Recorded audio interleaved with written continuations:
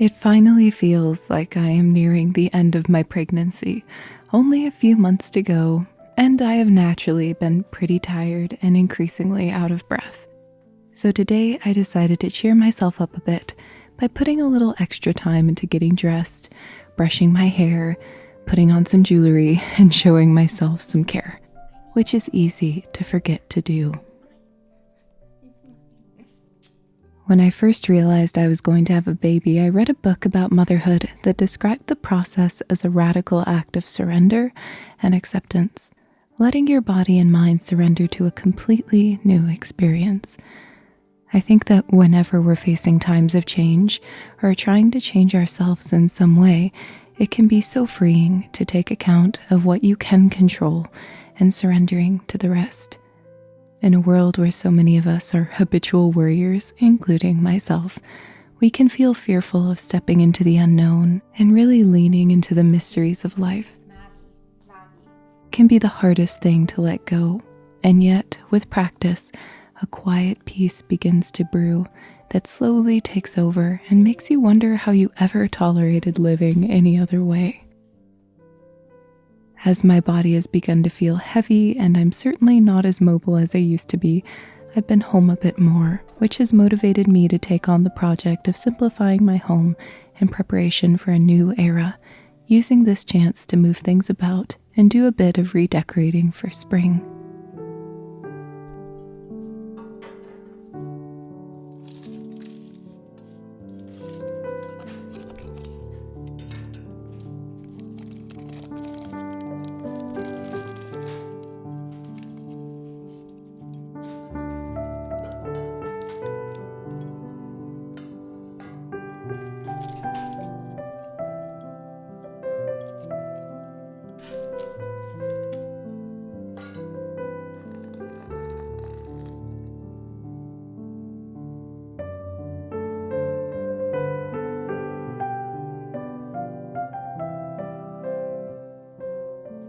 Luke and I have been trying to downsize, declutter, and simplify, mostly budget-wise, but I think it also helps to do it physically as well.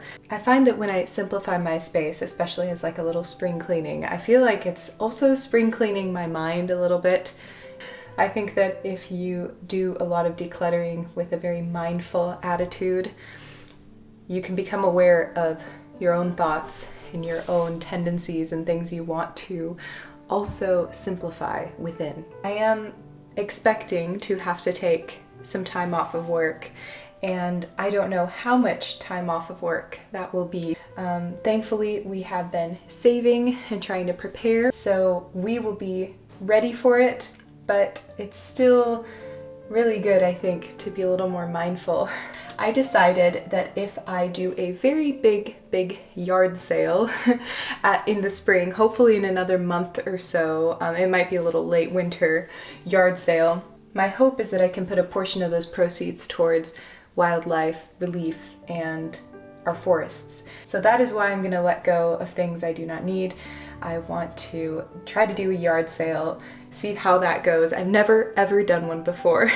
So yes, it is time to simplify. I've been using the library a lot, and I think there are a lot of these books here that other people might be able to enjoy.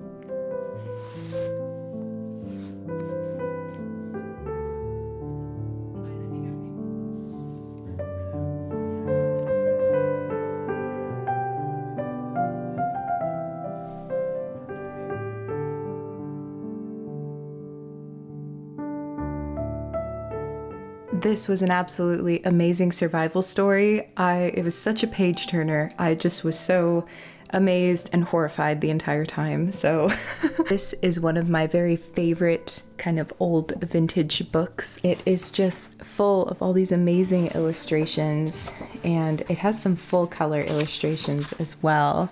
This book is one of my prized possessions, not because I've actually read the book, because I've not read it yet, but I received it and I just think it's so beautiful. It's just, look at that cover, just look at it. Oh my gosh, just, oh, wow. This is another book that is a prized possession. It is so old and worn, but my father-in-law, who always keeps an eye out for really cool books because he knows I'm a book person, he picked up this book for me, and I think he found it just in a box of old random books in a family house. I can't quite remember, I'll have to ask him. But yes, he brought this one over to me and I absolutely love it. And I actually looked it up online, and I think it's worth quite a bit of money. I think it's one of the earlier editions of some of Tolkien's work. Beautiful illustrations in it. My husband and I already live quite simply, and we're trying to do it even more so. We don't really go on trips unless they are family trips where it's kind of a group effort. We don't really do too many things outside of the house, actually, and part of the reason is because we live in the middle of nowhere, but we also are trying our best not to eat out pretty much at all. However, we are both artists. We love art, we love beautiful things, so I don't think our house will ever look quite minimalist because even though we try to keep things simple, you know, I love to decorate, I love to get crafty, and he as well, he loves to create things. He does wire wrapping, he as well loves just kind of handmade items. I find it quite tricky as someone who loves to create art and crafts and do projects at home like that. It's hard to do that and also keep things quite minimal. And I'm saying that because I'm also a huge book enthusiast. I talk about books here. I as well receive books from publishers due to working at a bookstore. So it's definitely something that is kind of coming my way all the time. However, I certainly do need to simplify. So we're going to attempt to do that. I hope this is some inspiration for you if you need to do a little bit of spring cleaning. I'm sure there's a lot more I could get rid of, but it's so hard to part with books, especially when they really have a close place in your heart.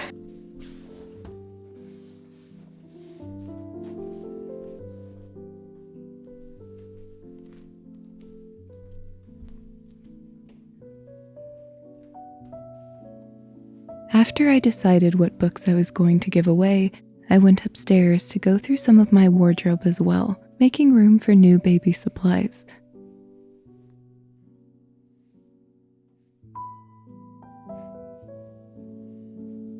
I was recently gifted these handmade baby shirts, and I'm absolutely enchanted. I've received some lovely gifts recently, and Luke and I now feel well prepared for our new addition, and have felt so much love coming our way. It has been a humbling and beautiful experience.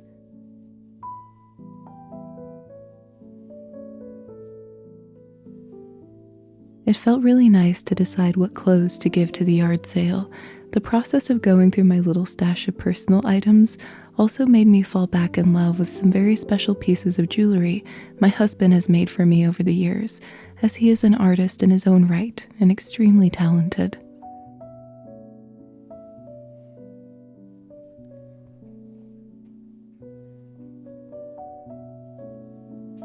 The hardest part with making all these decisions for the yard sale is that I have to decide on pricing, and that's really tricky. I feel like I just want to put everything as $1. A wool scarf? $1? $1? $2? I don't know. This one I think is very old. It's like a vintage jacket from, maybe this should be like $5. $5? Oh boy, this is so hard. I have this dress. It's in, as far as I can tell, perfect condition. I think $2. $2. I'm really bad at this. I'm terrible at this. I'm just terrible. I think it will kind of be whatever people can afford. We'll just do it that way.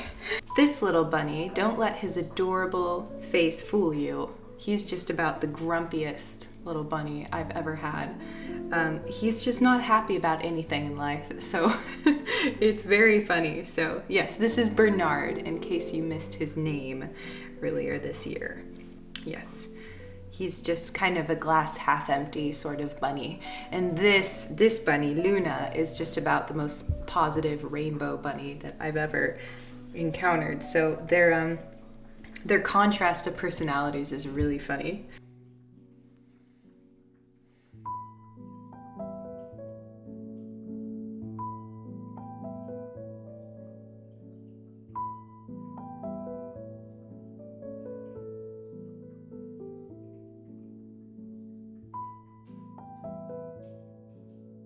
With my simplification journey complete, it felt cathartic to put items in boxes.